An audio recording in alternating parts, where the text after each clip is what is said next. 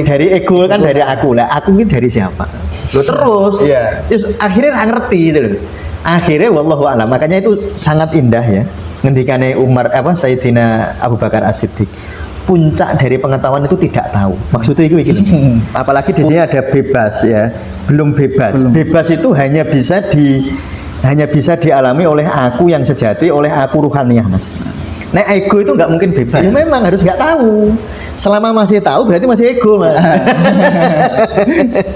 Makanya terus Sayyidina Umar bin Khattab, Sayyidina Abu Bakar As-Siddiq ngendika, puncak pengetahuan itu tidak tahu. Jadi tugasnya ego itu menyadari ketidaktahuan. Nah, ini saya baru ketemu ini istilahnya. Jadi tugasnya ego itu menyadari ketidaktahuannya, mengakui ketidaktahuannya, itu tugasnya ego. Ketika ego sudah sampai di sana, tugasnya selesai. Nah, tugas ego itu hanya gini. Hanya menyimpulkan begini, bahwa ada sesuatu yang lebih dalam dari aku. Dia cuma bilang ada toh, tapi ego nggak akan menjangkau. Maka ikhtiar dan tawakal itu sebenarnya nggak bisa dipertemukan gitu. Lalu kita harus masuk lebih dalam untuk melampaui ego. Melampaui ego itu sebenarnya gini loh, Mas. Ini teknis banget ya. Sehingga ikhtiar dan tawakal disuruh jadi satu nggak bisa. Disuruh kita tetap kalau nurutin ego suruh milih terus. Disuruh milih terus kan misalnya begitu kan.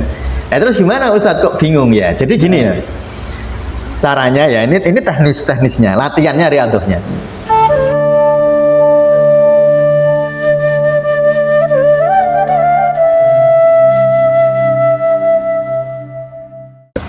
Assalamualaikum warahmatullahi wabarakatuh. Waalaikumsalam warahmatullahi wabarakatuh. Halo teman Subi, kita kembali lagi di rumah ngaji Rumi sebagai terapi. Ya.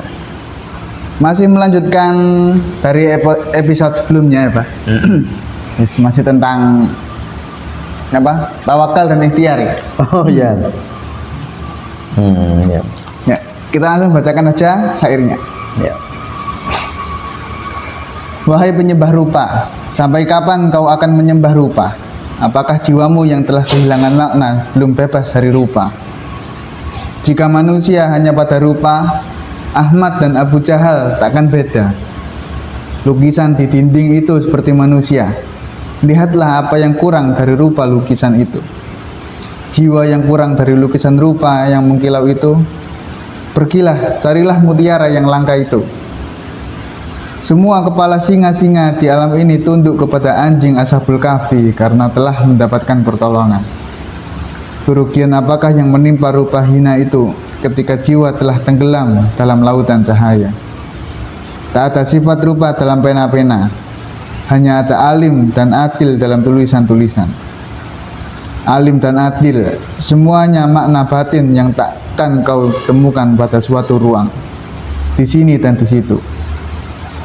Sifat-sifat itu berasal dari tanpa ruang yang menyinari tubuh. Langit pun tak mampu menampung matahari jiwa. Nah, sebuah ya ini maksudnya ya, orang yang masih memandang rupa kan kamu gitu. Ya, yang masih menyembah rupanya lah, menyembah. Mungkin rupa di sini kita ibaratkan egonya ya, lapisan-lapisan topeng-topengnya itu Pak. Ya, betul.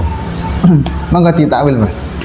Jadi gini ya, ini kan sebenarnya masih berkaitan dengan ini ya, dengan apa kemarin itu tawakal dan ikhtiar ya. Jadi sekali lagi saya kepengen mengulang karena ini kan rentetan episode temanya mirip ya Mas ya. Saya ingin mengulang, ikhtiar dan tawakal itu tidak bisa kita lihat tidak bisa kita pahami dari hukum dualitas ya. Nggak bisa kita pahami kalau kita masih terjebak di dalam rupa itu. Di dalam di dalam jebakan-jebakan material. Karena kalau di alam material itu selalu ada dualitas, itu selalu. Jadi kalau Mas Fatih memahami pandai, pasti ada yang bodoh. Bodoh. Kalau bodoh hilang ya pandai hilang. Misalnya tinggi harus ada yang rendah. Mas Fatih bisa bilang tinggi karena ada pembandingnya. Nah, iya pembanding. Ya, misalnya di dunia ini ada semua orang tingginya 170 cm semua. Ya nggak ada istilah tinggi dan rendah pada manusia itu. Nah, jadi sesuatu itu oleh ego dianggap ada ketika ada dualitas. Nah, maka ketika sesuatu itu melampaui dualitas, ego bingung. Jadi kayak ikhtiar sama tawakal. Ya kalau ego pasti kalau nggak ikhtiar ya harus tawakal gitu. Harus terpisah. Kita disuruh milih, disuruh ikhtiar apa disuruh tawakal. Itu oleh ego. Tetapi jika kita melampaui ego, kalau kita bisa melampaui ego nanti itu paham. Tapi sekali lagi pahamnya tidak terus ditulis ini tadi seperti apa tadi ada ya. Tulisan-tulisan pena ya, tak ada sifat rupa dalam pena-pena itu. Hanya ada adil dan alim di dalam tulisan-tulisan. Kalau pena-pena, ya kalau kita hanya terjebak pada pena dalam hukum ruang dan waktu yang bisa dicatat itu, maka ikhtiar dan tawakal itu sebenarnya nggak bisa dipertemukan gitu. Lalu kita harus masuk lebih dalam untuk melampaui ego. Melampaui ego itu sebenarnya gini loh Mas, ini teknis banget ya. Iya. Mungkin teman-teman agak kesulitan prakteknya, tetapi ini praktek. Maksudnya ini adalah cara yang menurut saya sederhana, tapi tentu kalau menurut saya sederhana belum tentu menurut teman-teman nggak sederhana ya. Jadi gini, Mas Fatih bisa nggak bilang aku gitu? Ya bisa. Kan ada rasanya ya Mas Fatih. Ya? Lalu pertanyaannya itu, rasa aku itu asalnya dari mana? Nah, itu masih bingung. Kan dari kekosongan. Iya. Nah, Mas Fatih menyadari itu gitu. Jadi kalau saya aku itu lalu kita bayangkan masuk ke dalam, ya misalnya ini contoh saya lah ya. Kalau saya bilang aku itu ada semacam sensasi di rongga dada, seakan-akan itu letak aku. Coba. Ya, coba ya. Nanti coba ya. Bilang aku gitu ya. Aku. Ya, ada sih Pak. Ada sensasi ya. Apalagi kalau Mas Fatih sedang marah atau sedang sangat bahagia. Ya lah itu aku paham. Itu terasa betul, Mas. Iya, terasa betul. Misalnya dihina. Kamu orang, misalnya ada orang sini kan. Bisa apa kamu gitu. Nah, Mas Fatih itu merasa misalnya leluhurnya kenapa kamu bawa-bawa tanah kelahiran? Ada gitu. triggernya itu. Ada triggernya. Lalu Mas Fatih kan akunya Mas Fatih itu langsung berontak itu. Itu ada rasanya. Coba itu dari mana asalnya? Kan mesti ada asalnya. Iya. Nah, itu sebenarnya Mas, melampaui aku itu melampaui sensasi itu. Sensasinya ya itu ya. Nah, tugas ego itu hanya gini. Hanya menyimpulkan begini bahwa ada sesuatu yang lebih dalam dari aku. Dia cuma bilang ada toh. Tapi ego nggak akan menjangkau. Misalnya gini. Angka di dunia itu ujungnya berapa? Nggak ada ya, tak terhingga. Nggak tahu kan? Nggak terhingga itu kan ego hanya tahu bahwa tak terhingga kan? Iya. Tapi tak terhingga itu kayak apa kan ego nggak tahu. Tak terhingga itu kayak apa sih? Ya, kita cuma tahu simbolnya aja. Iya, kita tahu ya ini simbol kalau ini ya simbol tak hingga. Tetapi tak hingga itu seperti apa? Ego nggak bisa menjangkau. Nah sebenarnya itu gitu loh Mas. Nah jadi kita yakin secara logis ya, secara logika bahwa itu ada, tapi kita nggak bisa menjangkaunya menurut imajinasi. Nah, ya nggak bisa mengimajinasikan itu. Nggak bisa mengimajinasikan. Cuma mesti ono gitu loh. Masuk barang orang asale gitu. Kan mesti ada itu dari mana asalnya? Ya tentu kalau teori psikologis ya Mas Fatih ya. Aku itu kan kumpulan dari identitas kan. Identitas yang dibentuk oleh lingkungan. Jadi dulu Mas Fatih dipanggil bapaknya, anakku.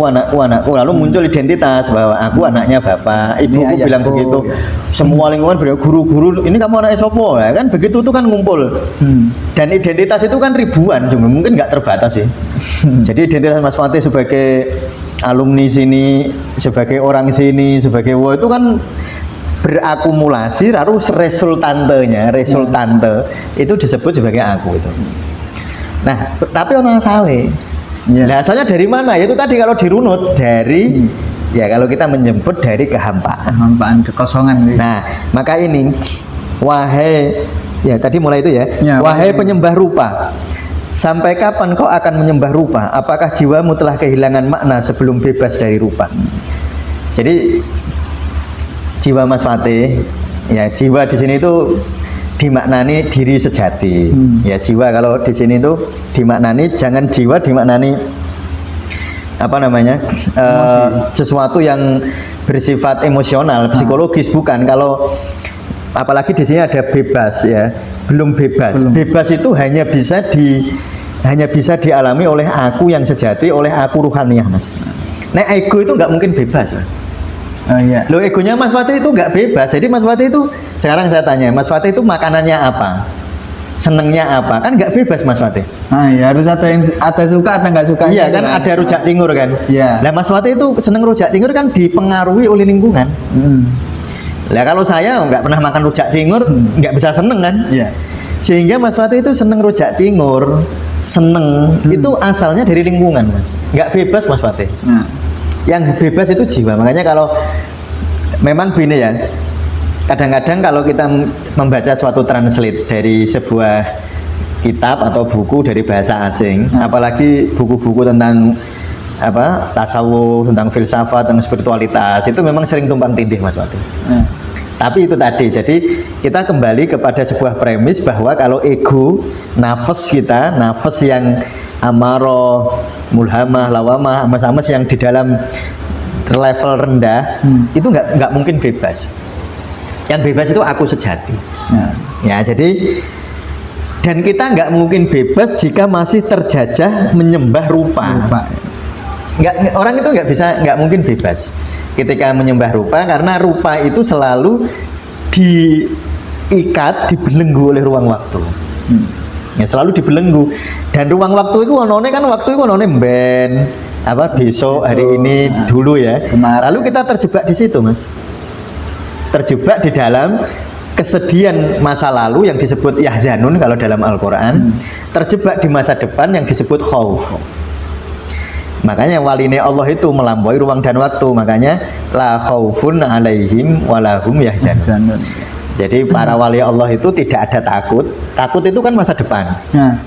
Nggak terjebak oleh masa depan dan tidak sedih, tidak terbelenggu oleh masa lalu ya. Maka Mas Fatih ya, nanti kalau Mas Fatih nanti disertasi, semoga ya bisa disertasi.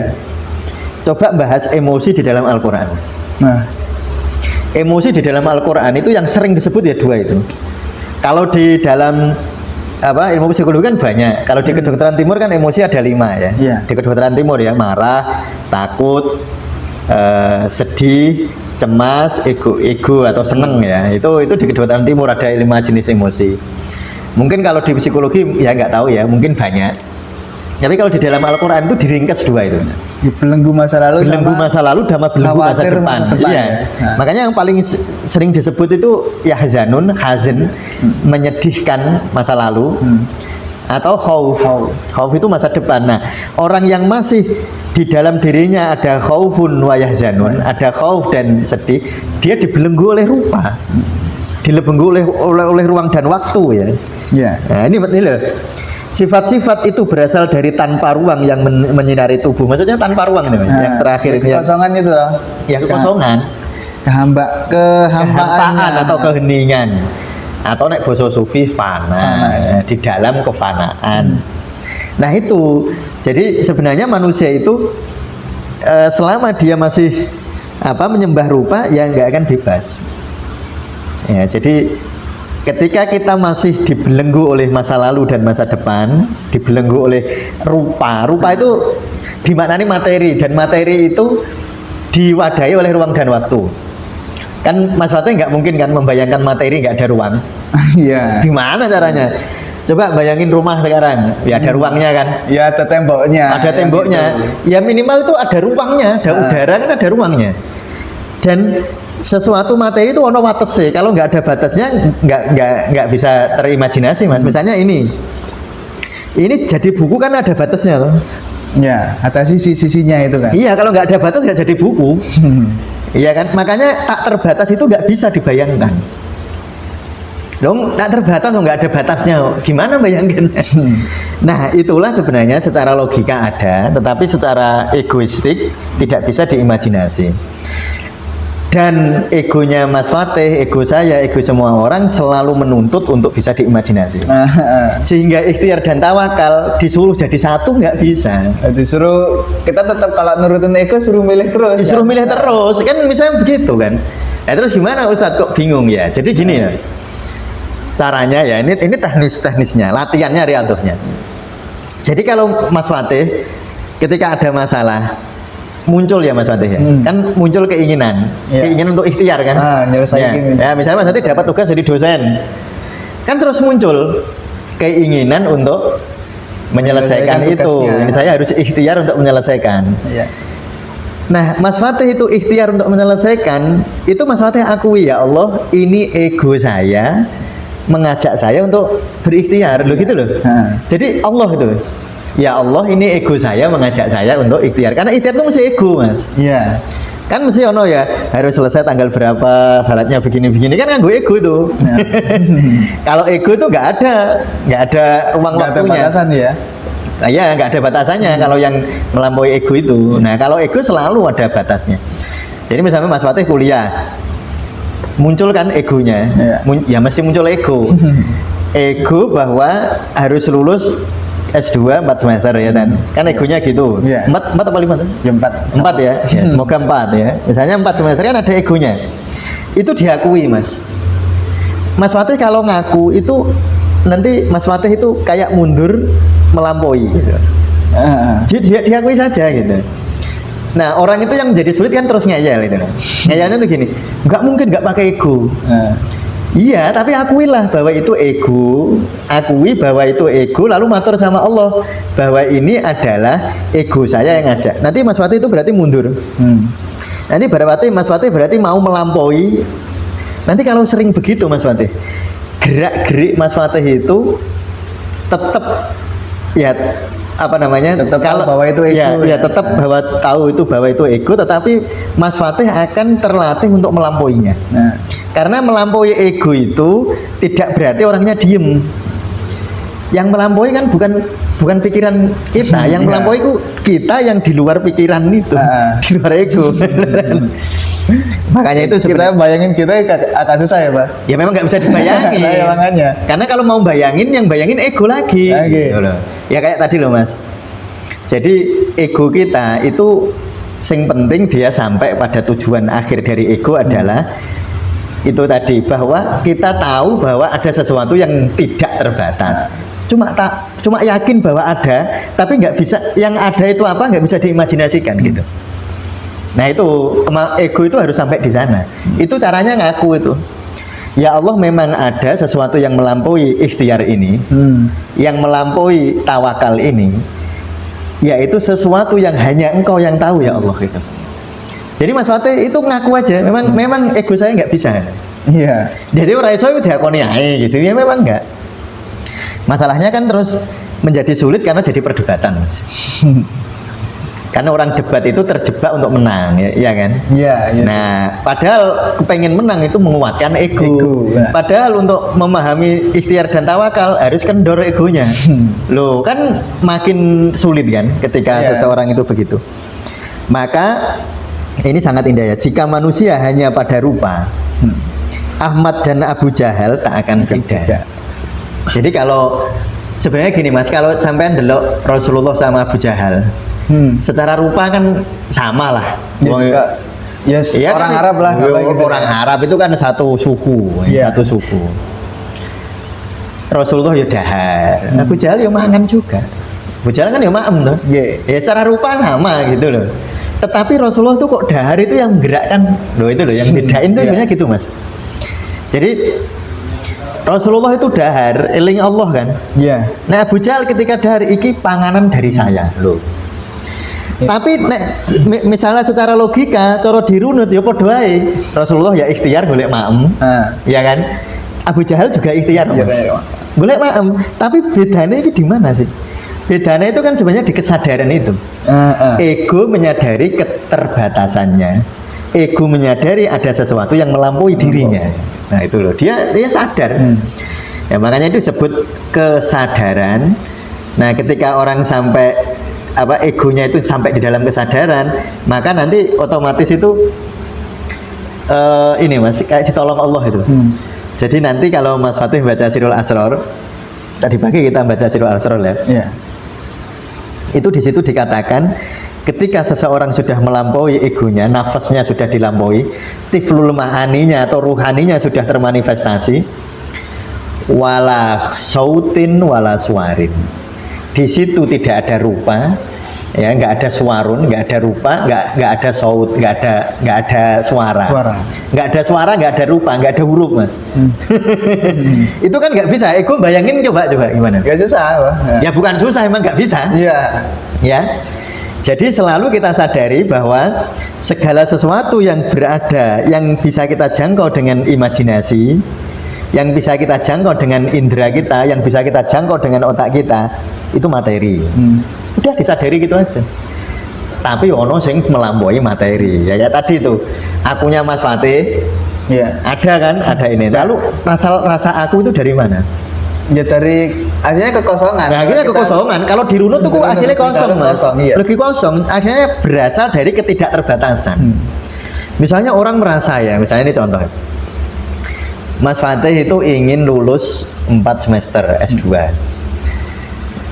Kan yang Mas Fatih itu kan ingin. Iya. Ingin lulus, ada ingin. Ingin ini asalnya dari siapa? Ingin ini. Ego Dari ego kan dari aku lah. Aku ini dari siapa? Lo terus. Iya. Terus akhirnya nggak ngerti gitu loh. Akhirnya wallahu a'lam. Makanya itu sangat indah ya. Ngendikane Sayyidina Abu Bakar As-Siddiq. Puncak dari pengetahuan itu tidak tahu. Maksudnya itu gitu. Puncak pengetahuan nggak tahu itu maksudnya apa? Ya mau. Misalnya Mas Fatih ingin lulus 4 semester. Sing kan terus ingin asalnya dari aku. Ya toh? Aku ini terus asalnya kondi. Kenapa aku pengen? Dirunut terus juga akhirnya apa? Ketemu di dalam keheningan. Sampai nggak tahu jawaban yang ini. Ya memang harus nggak tahu. Selama masih tahu berarti masih ego, Mas. Makanya terus Sayyidina Umar bin Khattab, Sayyidina Abu Bakar As-Siddiq ngendika, puncak pengetahuan itu tidak tahu. Jadi tugasnya ego itu menyadari ketidaktahuan. Nah, ini saya baru ketemu ini istilahnya. Jadi tugasnya ego itu menyadari ketidaktahuannya, mengakui ketidaktahuannya, itu tugasnya ego. Ketika ego sudah sampai di sana, tugasnya selesai. Dan jangan lalu terjebak egonya Arab memahami yang dia tidak tahu tadi. Mikir lagi, harus pengen tahu jawabannya kan gitu ya. Iya. Itu malah terjebak di egonya lagi. Itu nanti muter-muter selesai. Nah, itu jadi tugas ego sekali lagi itu melampaui lukisan. Ini kan lukisan di dinding itu seperti manusia, lihatlah apa yang kurang dari rupa lu. Nek buat lukisan ini ya padha ono irunge, padha ini. Jadi Rutin Rumi mau menyampaikan itu loh, lukisan itu loh raisobah. Nah, sekarang gini, lukisan secara material kurang lebih sama dengan yang dilukis atau patung lah, patung. Misalnya patungnya manusia, terus patung ini gak ono energi yang gerak, terus ono gerak. Pertanyaan kita kan selalu terus ini dari mana asalnya yang menggerakkan itu? Gerakan dari mana itu? Nah, misalnya dijawab dari Qi. Kalau orang Cina kan ibunya dari Qi, dari energi. Nah, pertanyaannya lanjutnya Qi-nya dari mana? Nyambungnya di mana? Ya mesti jawabannya gak ngerti. Lah itu loh tugasnya ego itu menyadari, mengakui ketidaktahuan dia. Itu yang disebut oleh Sayyidina Abu Bakar bin Khattab, puncak pengetahuan itu tidak tahu. Karena mesti tidak tahu, Mas. Ya kalau dihitung misalnya ya kayak kita nih lah. Orang berdebat tentang asal alam semesta misalnya, ya kan? Iya. Ada teori lubang hitam, itu teori-teori. Tetapi misalnya anggap saja teori itu benar. Pertanyaan gini, terus yang mengendaki lubang hitam itu loh siapa? Iya. Misalnya teori lubang hitam itu benar. Maka pertanyaannya, siapa yang mengendalikan dinamika di lubang hitam itu? Siapa yang membuat?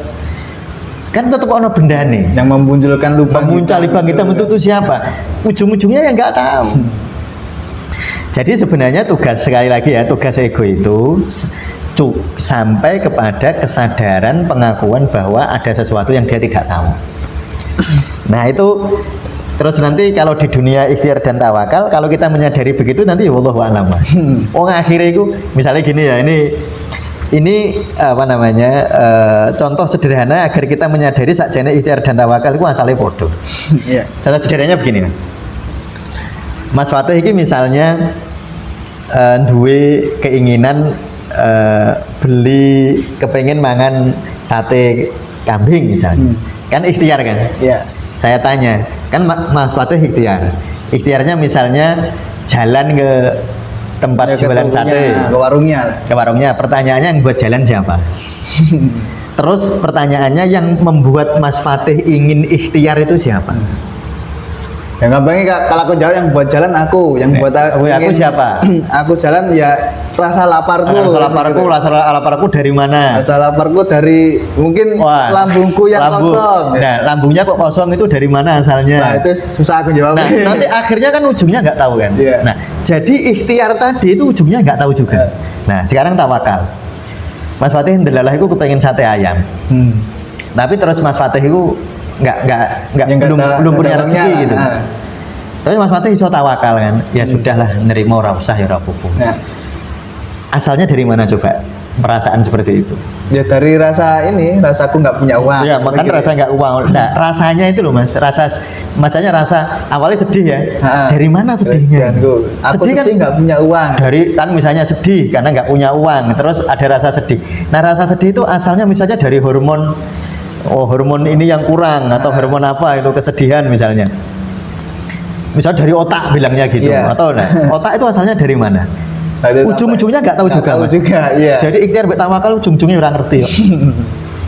Iya nggak? Ya. Jadi ikhtiar sama tawakal itu ujung-ujungnya nggak tahu juga, Mas. Ya. Tapi ya habis ngobrol gini, Pak, aku jadi tahu kalau tidak tahu itu emang ruang hampa betul-betul. Iya betul. Ya. Iya betul. Kita kan misal aku ngomong nggak tahu, bayanganku nggak tahu ya kosong kan gitu ya. Iya. Bayang nggak tahu kan kosong. Nah, cuma orang kadang-kadang bayangnya kosong, bayangnya ruang. Terus ono warnane kan, warnane ireng lah. Biasanya orang bayangin kosong kayak ruang terus yang yang nggak beraturan isinya kosong banyak serangganya kan gitu. Ya kan namanya nggak kosong. Namanya isi, ada isinya bukan kekosongan. Makanya kekosongan itu gak bisa dibayangke. Tapi mesti ono, ya, mesti ada. Ya, mesti ada, tapi kita nggak tahu gitu loh. Ya jadi ya semoga ego kita itu mau untuk mengakui ketidaktahuannya ya gitu aja. Ya ini. Yes, oke. Ya saya kira gitu ya. Ya mungkin agak dalam tapi emang menarik pembahasan seperti ini, Pak. Ya. Ya tapi sekali lagi ya tidak akan bisa dipahami secara egoistik. Nah, itu jadi patokan. Itulah batasan kita, Mas. Ya saya kira. Mungkin seperti itu teman-teman ya. Jadi kalau kita ingin gampangnya milih ikhtiar atau tawakal tadi, ya kita nggak, kalau secara dualitas kita nggak bisa milih itu ya. Kita harus melampauinya. Iya betul. Nah cara melampauinya kita harus menyadari ego kita. Ya itu. Karena ketika kita sadar ego kita, otomatis diri kita mungkin akan merasa mundur. Tapi kemunduran itu adalah hal yang digunakan untuk melampaui ego tersebut. Ya, cukup sekian untuk hari ini. Wassalamualaikum warahmatullahi wabarakatuh. Waalaikumsalam warahmatullahi wabarakatuh.